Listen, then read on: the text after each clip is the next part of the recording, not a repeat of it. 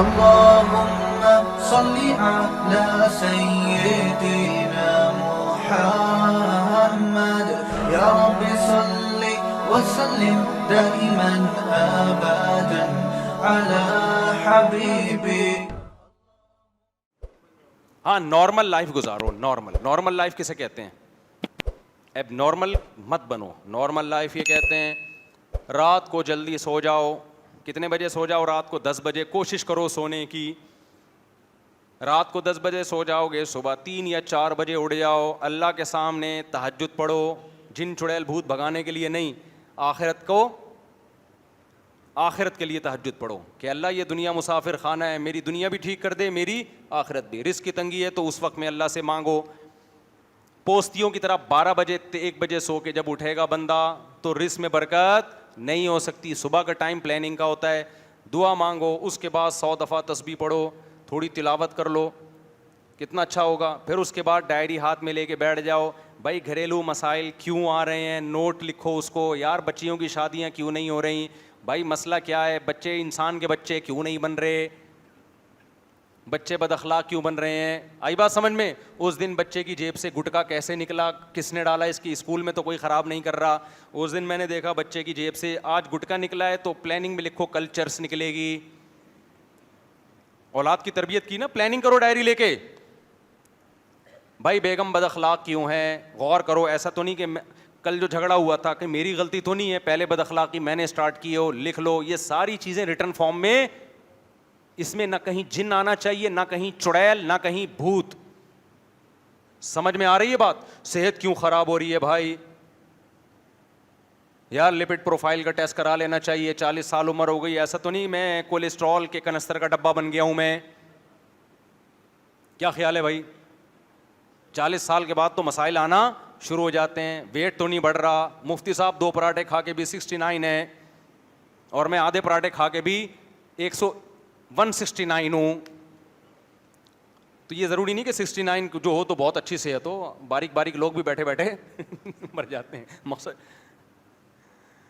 اور ڈاکٹر لوگ کہتے ہیں باریک آدمی کا ہارٹ اٹیک زیادہ خطرناک ہوتا ہے. پراٹھے کھاؤ یار, صبح دیکھو پراٹھے کھا لو. میں کسی قیمت پہ پراٹھوں کی توہین برداشت نہیں کر سکتا. ڈاکٹر منع کرتے ہیں صبح پراٹھے کھانے سے. ایک ٹائم تو کھاؤ نا روٹی, دوپہر رات کا ناغہ کر لو.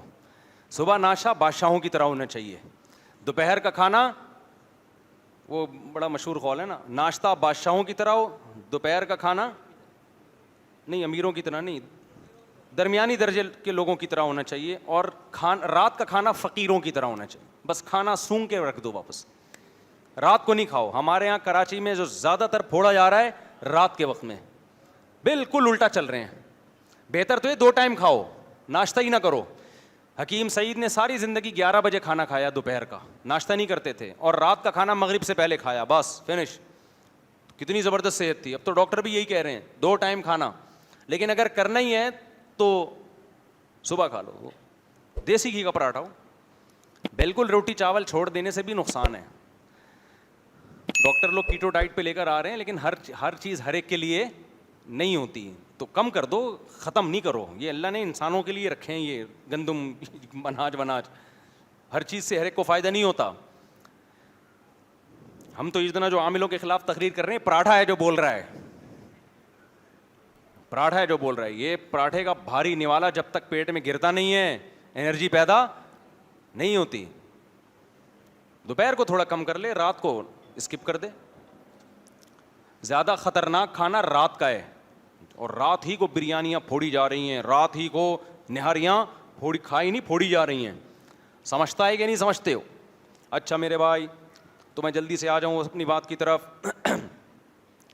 تو کہاں سے کہاں بات چلی گئی یار. دیکھو اچھا بیان عاملوں پہ ہو گیا, کیونکہ عاملوں کی رپورٹیں آتی رہتی ہیں, اور افسوس اس پر ہوتا ہے ہمارے بیان سننے والے پتہ نہیں انہوں نے کیا دماغ کو کیپچر کیا ہے یار. جو خواتین ہمارا بیان سن رہی ہیں وہ بھی جا رہی ہیں ان کے پاس, چھوڑنے کو تیار نہیں ہیں. گھر اجڑ گئے, برباد ہو گئے, پھر بھی ان کو چھوڑنے کے لیے تیار نہیں ہیں.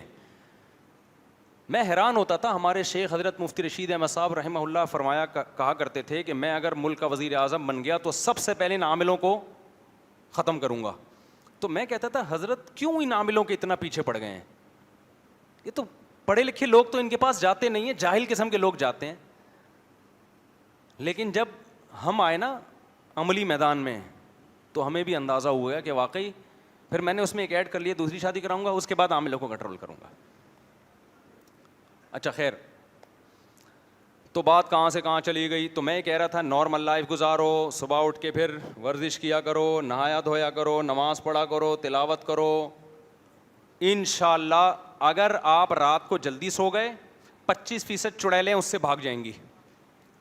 دیکھو آدھے سے زیادہ مسئلے آپ کے لکھ کے دے رہا ہوں, میں آپ کو ریکارڈ کر کے دے رہا ہوں, آدھے سے زیادہ چڑیلیں اور جن آپ کے بھاگ جائیں گے اگر آپ رات کو عشاء کے بعد سونا شروع کر دو.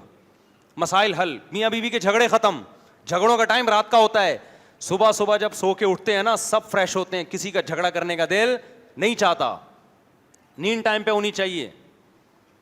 رات کی 3 گھنٹے کی نیند جو جلدی رات کی ہے وہ لیٹ نائٹ کی 6 گھنٹے کی نیند سے بہتر ہے. یہ سارا مسئلہ دماغ کا ہے میرے بھائی. تو آپ نے کیا کرنا ہے, رات کو جلدی سوئے, 25% جن چڑیل بھوت کیا ہو جائیں گے, ختم. جٹھانیوں کے جھگڑے, جادو کی کاٹ 25% خود بخود.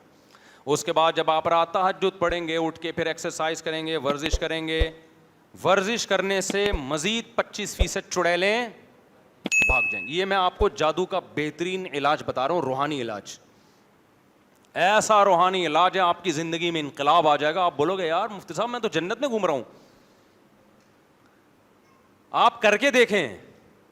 صبح آپ نے ورزش کی, فجر کی نماز کے بعد, سردیوں میں نماز سے پہلے کر لیں. اس کے بعد جناب آپ نے ٹھنڈے پانی سے نہاؤ. سردیوں میں بھی ٹھنڈے, کراچی کی سردی اتنی خطرناک نہیں ہے, ٹھنڈے پانی سے نہایا کرو.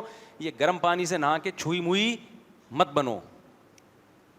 سمجھتے ہو, کراچی کی سردی میں گرم پانی ضروری نہیں ہے. ماؤں نے بچوں کو پانی گرم کر کے نا بالکل فارمی مرغی بنا دیا ہے.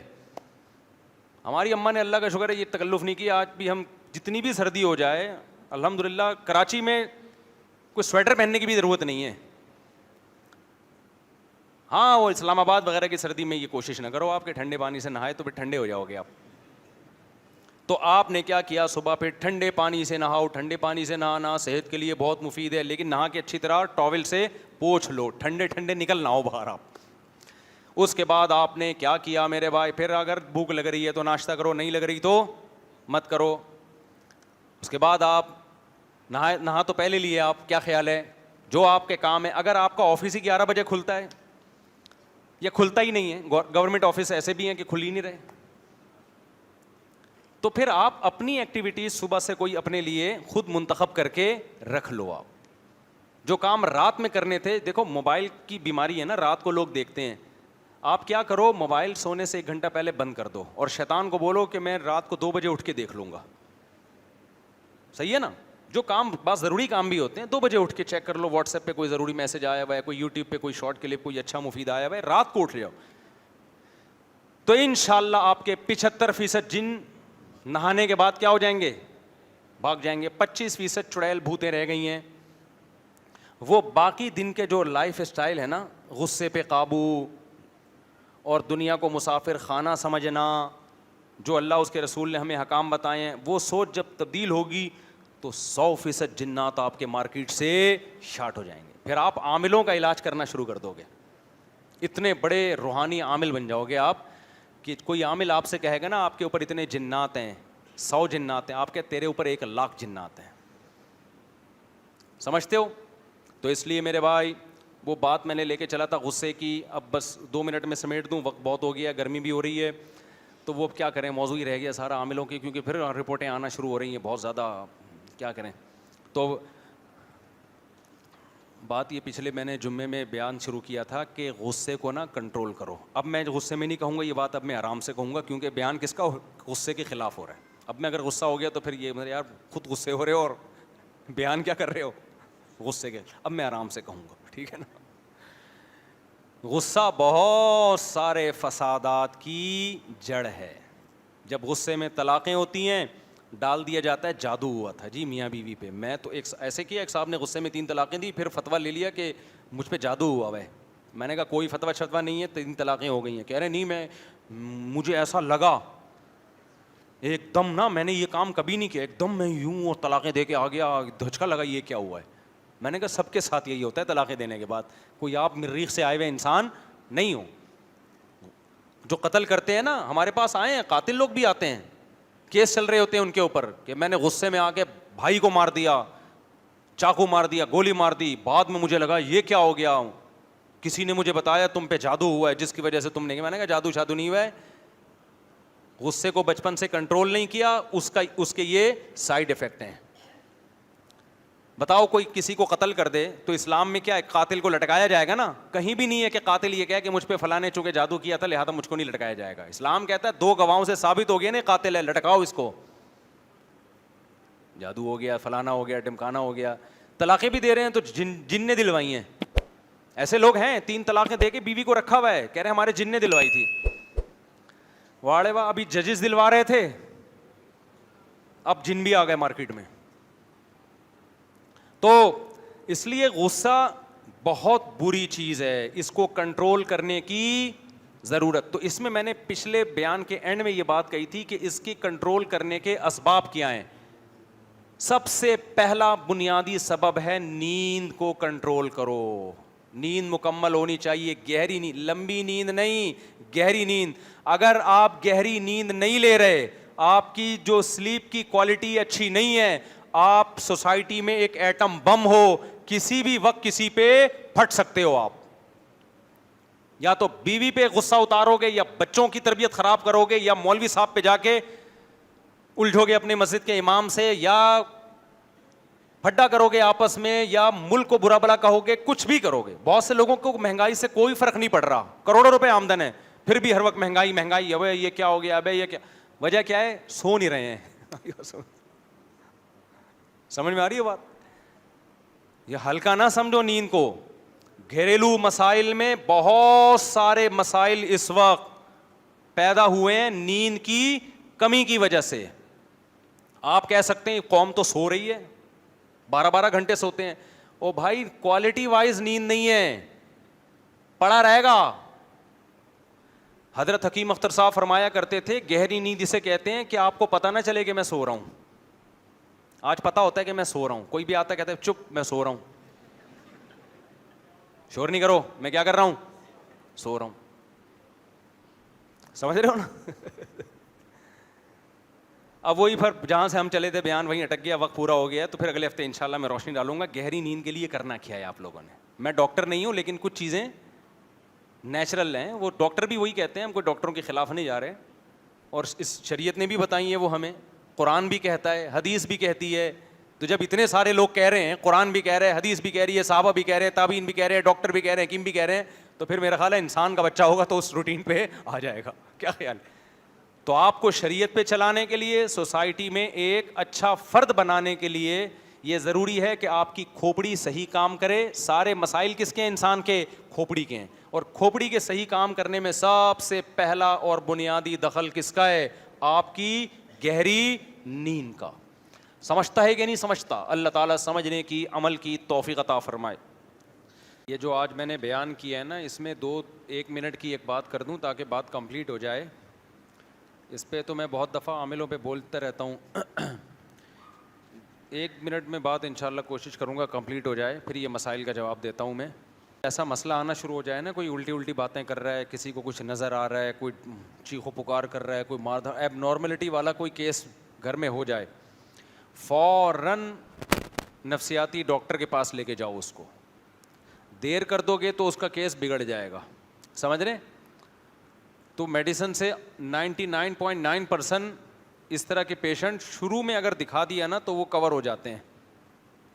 شروع میں نہیں کیا تو پھر وہ معاملہ ہاتھ سے باہر نکل جائے گا. تو شروع میں لوگ کیا کرتے ہیں, عاملوں کے پاس لے جاتے ہیں, وہ کیس بگاڑ دیتے ہیں. وقتی طور پہ بندہ ٹھیک ہوتا ہے, نفسیاتی اثر ہوتا ہے اس کے اوپر کہ میں جن میرا بھاگ گیا, وہ ایسے ہی نفسیاتی طور پہ وہ ٹھیک ہو جاتا ہے, پھر ہونے لگتا ہے. تو پھر وہ اتنا بگڑ جاتا ہے کہ وہ پھر اس کے بگڑنے کی وجہ سے پھر جو اس کے ساتھ رہنے والے ہیں وہ بھی بگڑ جاتے ہیں. ان کو لگتا ہے ہم پہ بھی چڑیلیں آ رہی ہیں. تو پھر یہ پورا خاندان جن چڑیل بھوت کے علاوہ ان کا قیامت تک کوئی کام رہتا نہیں ہے. ٹھیک ہے نا؟ تو اگر گھر میں کوئی ایسا مسئلہ ہے کسی کے ساتھ تو فوراً کسی اچھے ڈاکٹر کے پاس چلے جائیں. تو انشاءاللہ وہ شروع میں ہی سیٹنگ اللہ نے چاہا ٹھیک ہو جائے گی. پھر بھی ٹھیک نہیں ہو تو بھائی ہر بیماری کا اللہ نے ہر ایک کو علاج بتایا نہیں ہے. علاج تو اللہ نے ہر بیماری کا اتارا ہے, لیکن ہر ایک کو پتہ نہیں ہے. سائنس نے اتنی ترقی نہیں کی ہے کہ ساری چیزیں ٹھیک ہو جائیں گی. کچھ ایب نارملٹی سوسائٹی میں ایب نارملٹی رہتی ہے. اللہ تعالیٰ سے بس عافیت کی دعا مانگنی چاہیے. دوسری بات یہ کہ جو سنت طریقہ ہے رقیے کا, سورہ فلق سورہ ناس وہ پڑھ کے دم کر دیں. بالفرض اگر لاکھوں میں کوئی 1% کوئی جادو کا چانس ہوا یا جن کا چانس ہوا, لاکھوں میں کوئی 1-8% سے بھی کم ہوتا ہے یہ, تو وہ سورہ فلق سورہ ناس آیت الکرسی سے انشاءاللہ ٹھیک ہو جائے گا. خود دم کر لیں یا مسجد کے امام کے پاس لے جائیں, بشرطے کہ اس کا یہ کام نہ ہو, وہ عامل نہ ہو, روحانی علاج نہ کرتا ہو وہ, تو مسجد کے امام سے کروا لیں, کسی اللہ والے سے کروا لیں, دم کروا لیں, تو اس میں زیادہ برکت کا امکان ہوتا ہے. اس سے زیادہ جن چڑیل بھوت کو فری کرانے کی ضرورت نہیں ہے. بس ٹھیک ہو جائے ٹھیک ہے, نہیں ہو جائے تو صبر کریں بس, اور کوئی حل نہیں ہے اس کا. ایک بات یہ ہو گئی. دوسری بات یہ جو میں نے کہی ابھی کہ عاملوں میں کچھ نیک لوگ بھی ہوتے ہیں, اور واقعی ہوتے ہیں, وہ فراڈی نہیں ہوتے, لیکن میں نے بتایا کہ کھوپڑی کی سیٹنگ تھوڑا سا ان کا خراب ہو جاتی ہے. وہ عمل کر کر کے نا ان کو ایسا لگتا ہے کہ جن ہیں, حالانکہ ہوتے نہیں ہیں, ان کو نظر آ رہے ہوتے ہیں. وہ دماغ بیچاروں کا وہ ہو جاتا ہے تھوڑا سا, میں ادب میں کہہ رہا ہوں نا, خراب ہو جاتا ہے تو بے ادبی ہو جائے گی. اب آپ کے اتنی بے ادبی کر لی, اب رہ گیا, تو وہ خود ٹھیک نہیں ہوتے. تو ان کی مثال ہے, وہ بیان میں لطیفہ سنانے لگا تھا, ذہن سے نکل گیا تھا, ابھی یاد آیا وہ. تو وہ خود ٹھیک نہیں ہوتے, تو وہ آپ کو کہاں سے ٹھیک کریں گے. تو ایک آدمی تھا, اس کی اعورار تھا اس کی آنکھوں میں, بھینگا پن ہوتا ہے نا, بعض بیچارے معذور ہوتے ہیں. تو کسی حسینہ نے نا اس کو مذاق اڑانے کے لیے اس کی آنکھوں میں دیکھ کے کہا کہ تمہاری آنکھیں تو فلاں فلم ایکٹر سے ملتی ہیں. اب وہ بیچارہ فارم میں آ گیا کہ یار ایک حسینہ نے میری تعریف کی ہے, بڑا خوش ہوا کہ میری آنکھیں تو فلاں سے ملتی ہیں. انسان اپنے بارے میں جھوٹ بھی سنتا ہے تو سچ گمان کرنے لگتا ہے. تو اس نے اپنے ایک دوست سے کہا کہ یار ان آنکھوں میں آنکھیں ڈال کے بتا کہ یہ فلاں سے ملتی ہیں کہ نہیں ملتی. تو اس نے آنکھوں میں آنکھیں ڈال کے بہت غور کرنے کے بعد کہا یہ تو آپس میں نہیں ملتی, ٹھیک ہے نا, یہ فلاں سے کہاں ملیں گی. تو یہ میں اس لیے سنا رہا ہوں کہ جب آپ کسی عامل کے پاس جائیں گے نا, اگر آپ عقل مند ہوں گے تو آپ کو اندازہ ہو جائے گا اس کے تو اپنے مسائل حل نہیں ہوئے ہوئے, یا آپ کے مسائل کہاں سے حل کرے گا. اس کی تو اپنی سیٹنگ خراب ہوئی ہوئی ہے, یا آپ کی اس کو سیٹنگ پہ کہاں سے لے کر آئے گا. سمجھتے ہو کہ نہیں سمجھتے. تو یہ ایک اہم بات تھی. اور یہ جو میرا بیان شروع ہوا, یہ قرآن وہ حدیث میں جو میں نے پڑھی تھی, نبی صلی اللہ علیہ وسلم نے فرمایا سینے میں ایک دل ہے, جب وہ ٹھیک ہوتا ہے تو سارے اعضاء ٹھیک ہوتے ہیں. تو اب اس سے کوئی میڈیکلی دل مراد لینا شروع کر دے تو وہ غلط ہوگا. اس سے روحانی دل مراد ہے, اندر کا انسان مراد ہے, کہ اندر کا انسان ٹھیک ہوتا ہے تو اس کی عملی زندگی ٹھیک ہوتی ہے. تو میں یہ عرض کر رہا تھا کہ لوگ آج کل قرآن و سنت کو نا جو اصل اس کا مفہوم ہے اس سے ہٹا کے اپنے مفاد میں استعمال کرتے ہیں. تو ایسے لوگوں سے ہوشیار رہنا چاہیے. سمجھتے ہو کہ نہیں سمجھتے ہو, اور جو جس کی فیلڈ ہے وہ اسی پہ زیب دیتی ہے. اس میں قرآن و سنت کا لیبل لگا کے کوئی علاج ولاج کرنا شروع کر دے تو ایسے لوگوں سے بچ کے رہا کریں, برباد کرتے ہیں صحتوں کو لوگوں کی.